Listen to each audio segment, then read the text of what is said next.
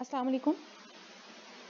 आज हम अकबर ज़ैदी की बुक इश्यूज़ इन पाकिस्तान इकॉनमी का थर्ड चैप्टर जो हमने स्टार्ट किया हुआ है उसका पार्ट 2 करेंगे। ठीक है, थर्ड चैप्टर जो था वो ग्रीन रेवोल्यूशन के ऊपर था और इसके साथ साथ जो पाकिस्तान में लैंड रिफॉर्म्स आई, ठीक है, इंडिपेंडेंस के बाद से उसके ऊपर जो है ये बेस करता है।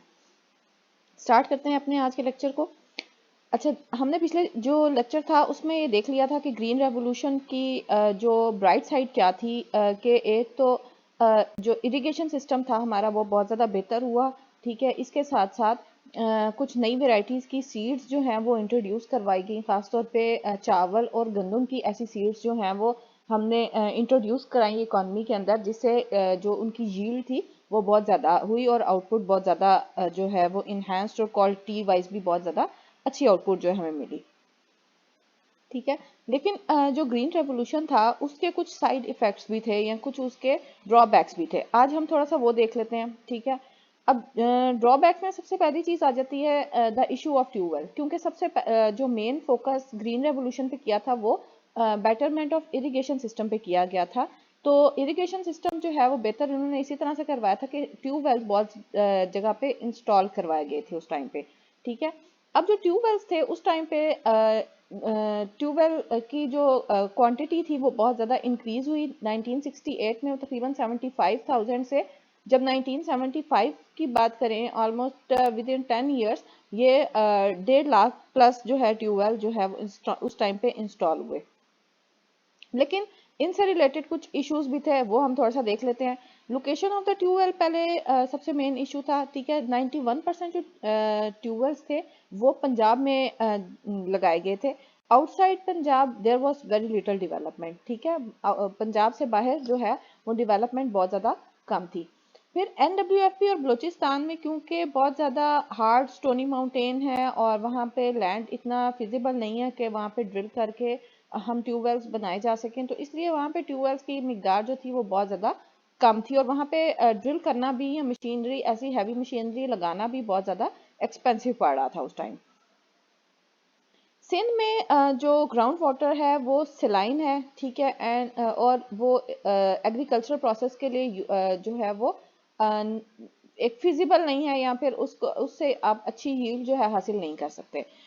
सिर्फ पंजाब एक ऐसा एरिया था जहाँ पे ट्यूबवेल्स जो है ज़्यादा क्वांटिटी में लगाए जा सकते थे और उस टाइम की हुकूमत ने लगाए भी।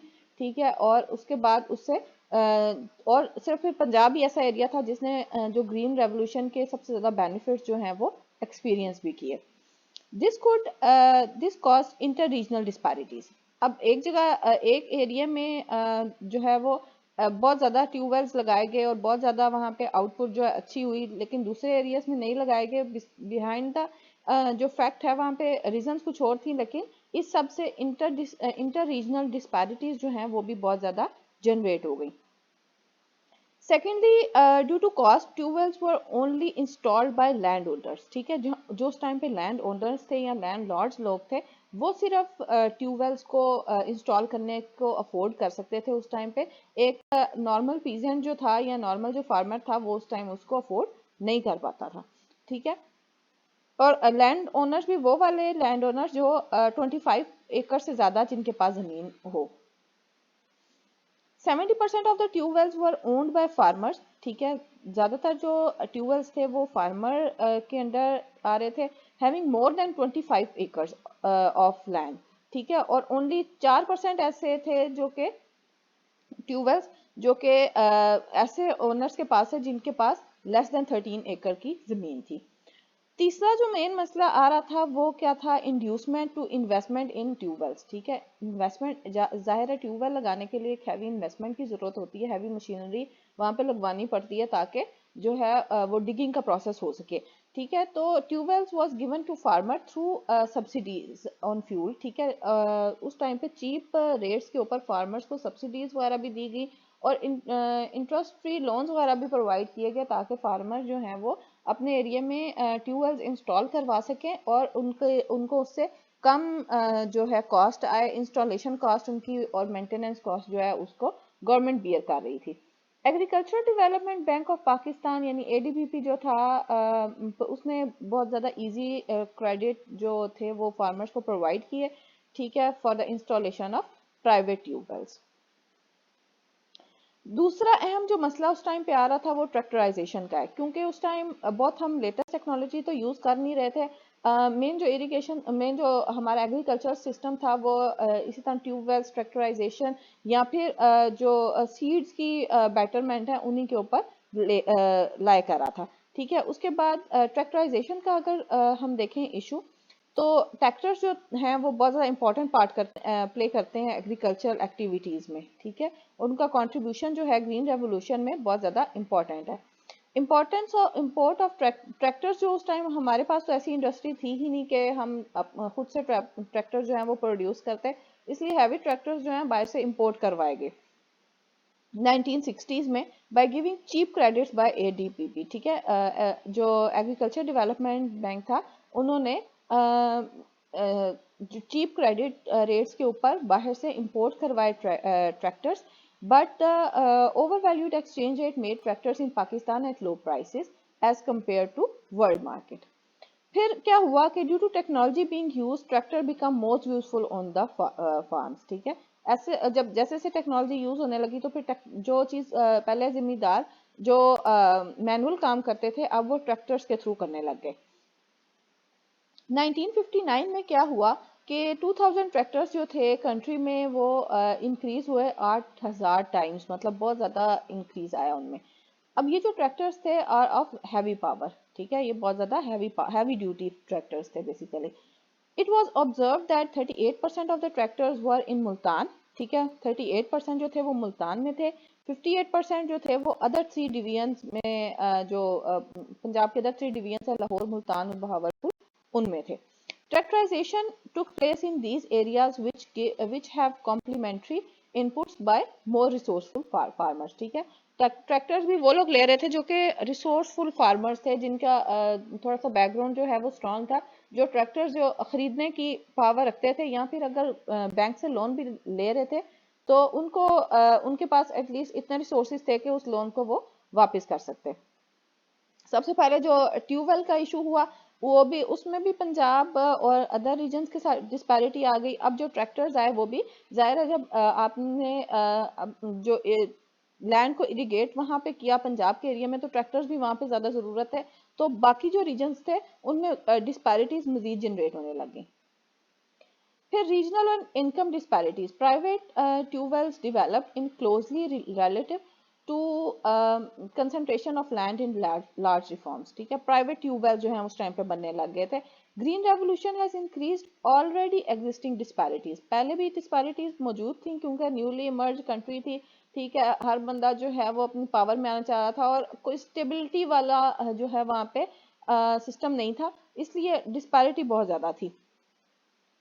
इनकम डिस्पैरिटी थी, वेल्थ डिस्पैरिटी थी, ठीक है, of different strata of rural population but also widen disparity between regions. पहले सिर्फ इनकम वेल्थ डिस्पैरिटीज जो है इमर्ज हो रही थी, लेकिन इसके बाद ग्रीन रेवोल्यूशन आने के बाद जो है रीजनल डिस्पैरिटी बहुत ज़्यादा आ गई वहाँ पे।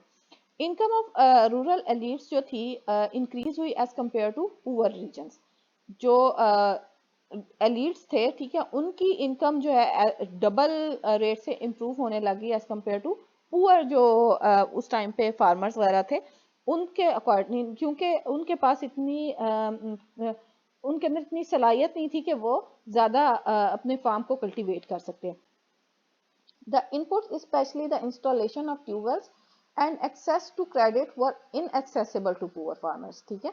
जो इनपुट उस टाइम पे जो इनपुट था जैसे कि इंस्टॉलेशन ऑफ ट्यूबवेल्स हो गई या एक्सेस टू क्रेडिट हो गया, वो पुअर्स की पहुंच से बहुत ज़्यादा दूर था, ठीक है। Hence they did not get the fruits of green revolution. तो इन रिटर्न यही हुआ कि कुछ ने अपना लैंड जो है कल्टीवेबल किया भी, कुछ ने जो है वो चीप रेट्स के ऊपर इंटरेस्ट लिया, लेकिन वो बहुत ज़्यादा अमाउंट में नहीं ले सके क्योंकि उनको रिटर्न करना उनके लिए डिफिकल्ट हो रहा था। Elite farmer strategy and capitalist development. It was an elite farmer strategy as the landholders are the principal beneficiaries, ठीक है। जो लैंड होल्डर्स थे वो उस टाइम प्रिंसिपल बेनिफिशरीज थे। उन्होंने आगे टेनेंट्स रखे हुए थे लेकिन टेनेंट्स को वो प्रॉपर पे नहीं कर पाते थे, ठीक है, वो प्रॉपर पे नहीं कर रहे थे क्योंकि जो लैंड ओनर और टेनेंट के बीच का रिलेशन था वो अभी वैसा ही था, उसमें कोई ज़्यादा इंप्रूवमेंट नहीं आई थी।